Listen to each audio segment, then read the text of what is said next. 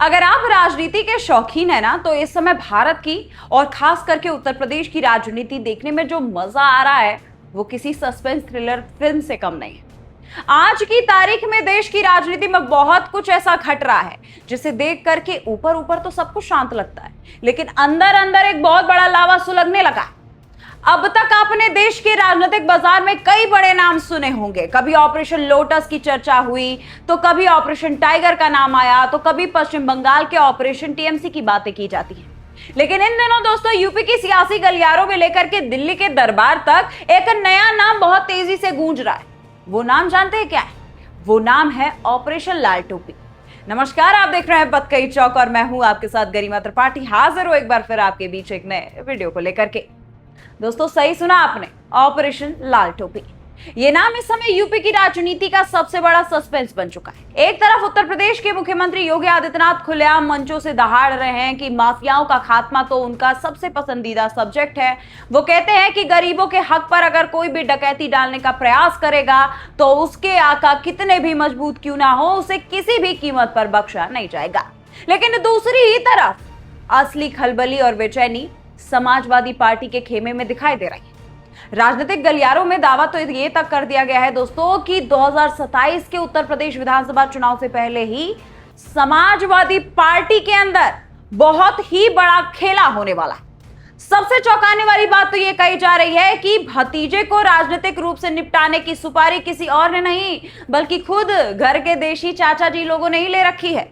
अब आप सोच रहे होंगे कि आखिर इस पूरी कहानी में अचानक ये चाचा भतीजा का नया ट्विस्ट कहां से आ गया और ये ऑपरेशन लाल टोपी आखिर भला क्या आ गई। तो चलिए थोड़ा सा ठहर करके गहराई से इस पूरी क्रोनोलॉजी को समझ लेते हैं कि आखिर यूपी की सियासत में पर्दे के पीछे चल क्या रहा है। इस पूरे विवाद की दोस्तों शुरुआत होती है सुबह सपा के नेता ओम प्रकाश राजभर के एक सोशल मीडिया पोस्ट से, जिसने सैफई से लेकर के लखनऊ के दफ्तरों तक हड़कंप मचा करके रखा है। राजभर ने जनता के सामने एक ऐसा दावा कर दिया जिसने हर किसी को यह सोचने पर मजबूर कर दिया।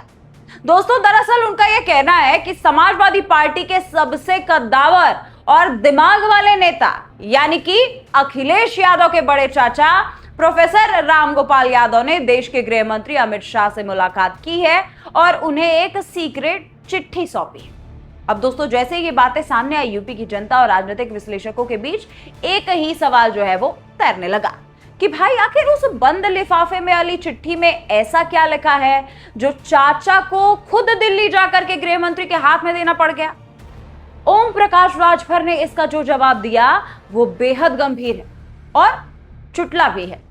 राजभर का यह दावा है दोस्तों कि समाजवादी पार्टी के शासनकाल में जो बड़े बड़े घोटाले हुए थे, जैसे कि खनन घोटाला हो या फिर अगर हम बात गोमती रिवर फ्रंट घोटाले की कर ले, और या फिर हाल ही में जेपीएनआईसी यानी कि जेपीएनआईसी का जो मुद्दा है जिसमें तय बजट से कई गुना ज्यादा पैसा खर्च कर दिया गया लेकिन प्रोजेक्ट फिर भी अधूरा रह गया।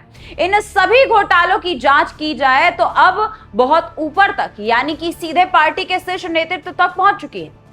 राजभर के मुताबिक इसी कानूनी कार्रवाई और जेल जाने के डर से बचने के लिए अपने काले कारनामों पर पर्दा डालने के लिए चाचा दिल्ली के चक्कर काट रहे हैं और वहां जाकर के एक बड़ा राजनीतिक समझौता यानी कि सौदा करने की कोशिश में जुट गए। राजभर यहीं नहीं रुके दोस्तों, उन्होंने तो अखिलेश यादव को सीधे लपेटे में लेते हुए बेहद तीखा हमला बोल दिया। उन्होंने लिखा है कि आप भले ही अपने माता पिता के आशीर्वाद से विदेश में जाकर के अंग्रेजी मीडियम से पढ़े लिखे इंसान बने हो, आपको लगता होगा कि आप राजनीतिक रूप से बहुत समझदार हैं, लेकिन सच तो यह है कि आप राजनीति के मामले में नीरे गोलू टाइप इंसान हैं। आपके जो ये देसी चाचा लोग हैं ना, ये आपको पूरी तरह से निपटाने की तैयारी कर चुके हैं और आपके पैरों के नीचे से जमीन खिसकने वाली। राजभर ने दोस्तों तर्ज कसते हुए यहां तक ये बात कह डाली है कि आपकी जो ये सोने की लंका थी उसे तो इन देसी चाचाओं ने पहले ही पीतल में बदल दिया है।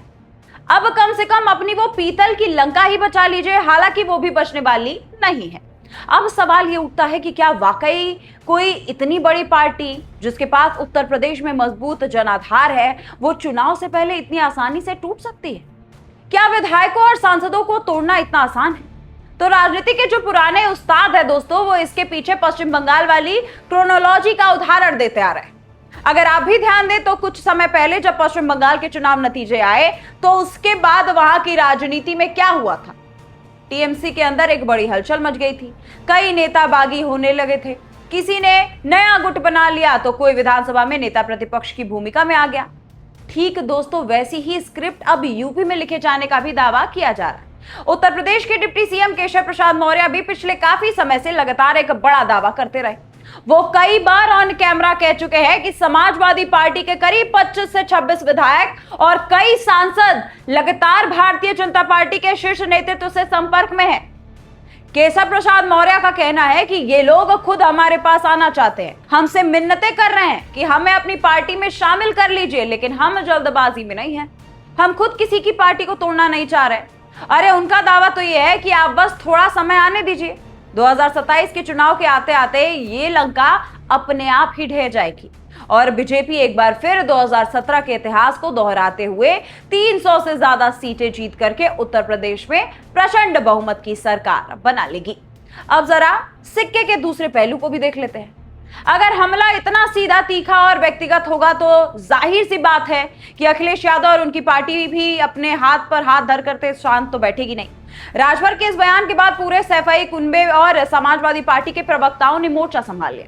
अखिलेश यादव ने भी तुरंत सोशल मीडिया पर पलटवार किया और सीधे ओम प्रकाश राजभर को टारगेट करते हुए कहा कि जो लोग आज दूसरे के राजनीतिक भविष्य की भविष्यवाणियां कर रहे हैं वो सबसे पहले अपने खुद की पार्टी की भविष्यवाणी करें।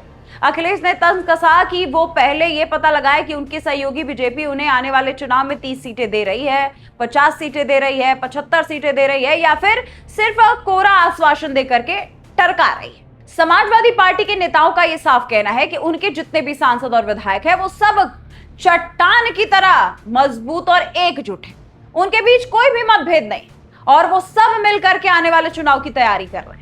सपा का आरोप यह है कि ये जो ऑपरेशन लाल टोपी का नैरेटिव चलाया जा रहा है ये सिर्फ बीजेपी और उसके सहयोगी पार्टियों का एक माइंड गेम है।